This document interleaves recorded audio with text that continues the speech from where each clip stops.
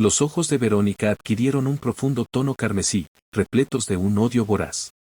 Gritó que ella misma había sido arrastrada a aquella lucha, su voz resonando con fuerza en el campo de batalla. Sin vacilar, activó una técnica prohibida, una invocación hereje, que llamaba a Yurum, un antiguo gobernante de tiempos remotos. Solo unos instantes después, una cosa colosal respondió a su llamada. Yurum emergió desde la nada, tan inmenso que parecía cubrir el cielo con su sombra. En ese preciso instante, el ataque del Papa no muerto se desplomó por completo, ya no pudo sostener la batalla. Se arrodilló, usando ambas manos para estabilizarse sobre el suelo.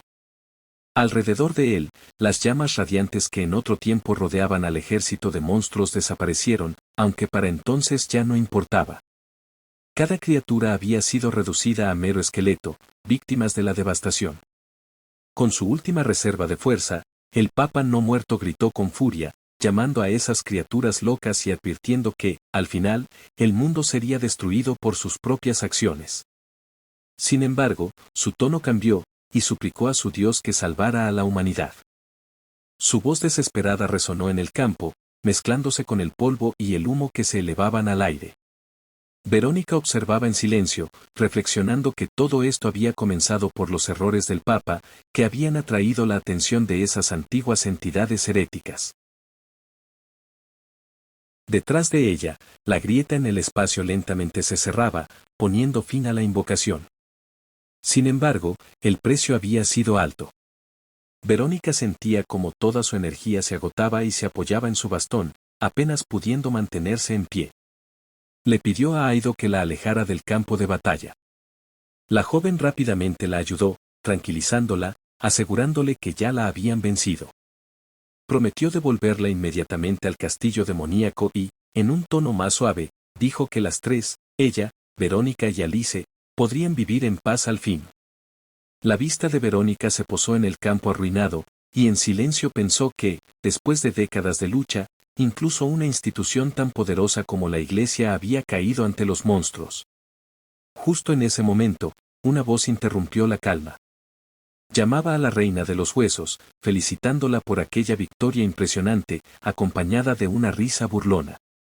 Ambas, Verónica y Aido, se voltearon al mismo tiempo hacia el sonido.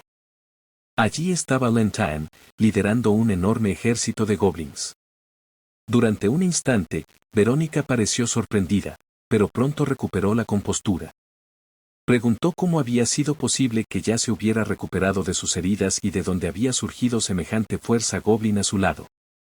Lin Tion respondió con serenidad, asegurando que sus heridas nunca fueron graves.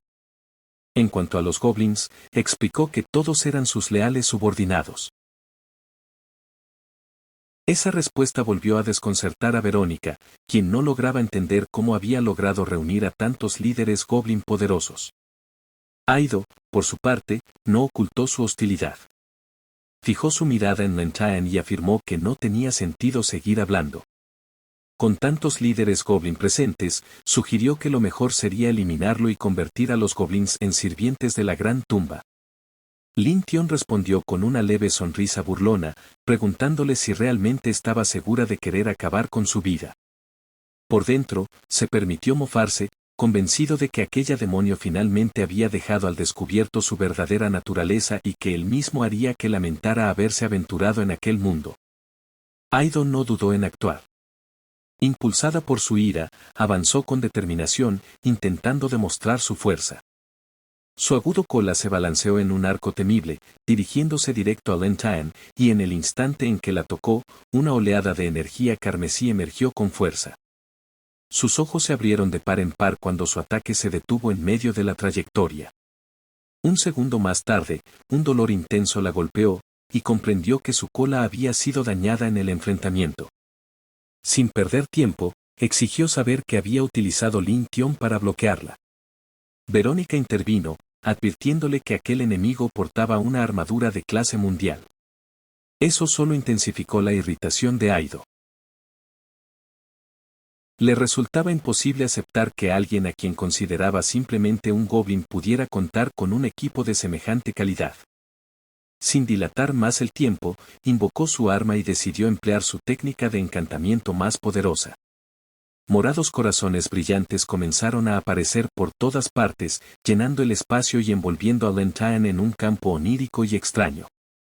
Aido avanzó rápidamente, confiada de que ningún hombre podría resistir lo que había desatado.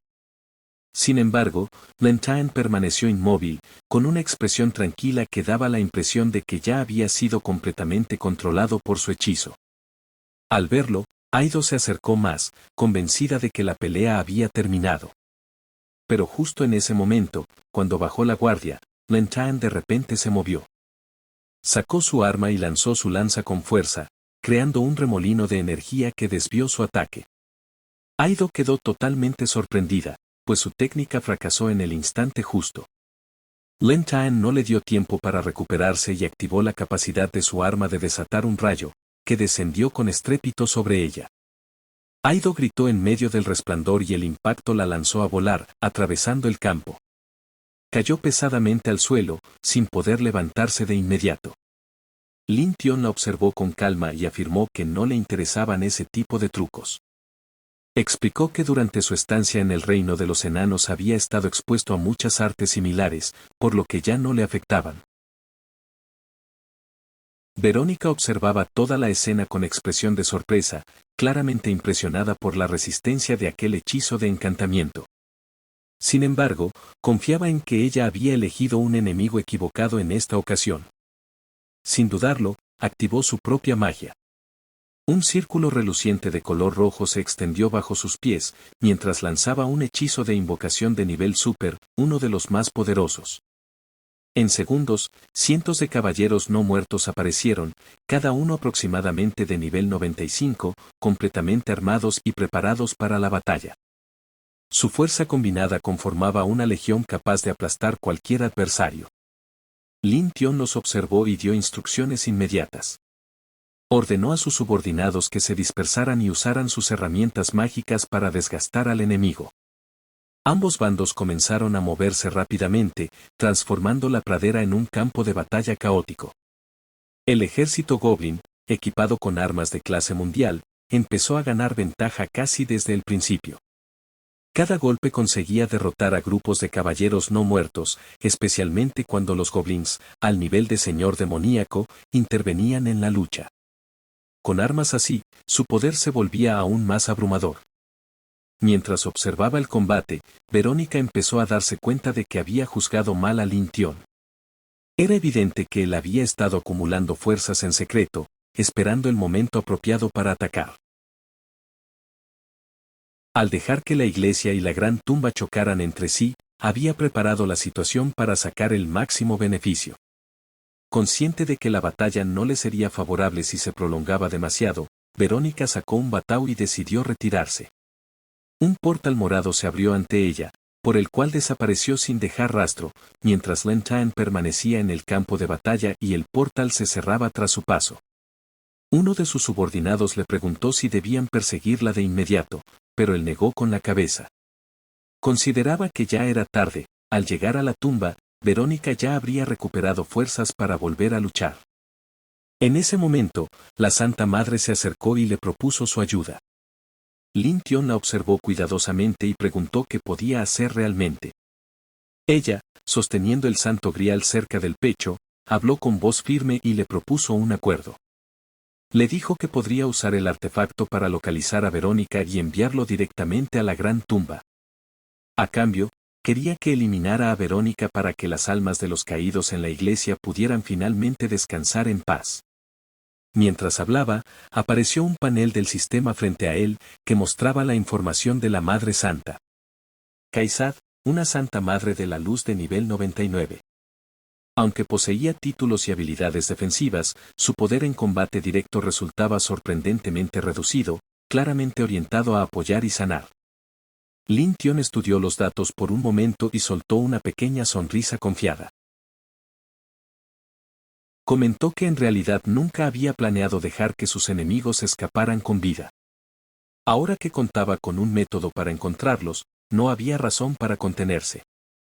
La Santa Madre le advirtió que el Santo Grial solo disponía de energía suficiente para un solo teletransporte. Si fallaba, no habría otra oportunidad. Lentine no pareció inquieto y simplemente le indicó que usara la magia y los enviara a la gran tumba.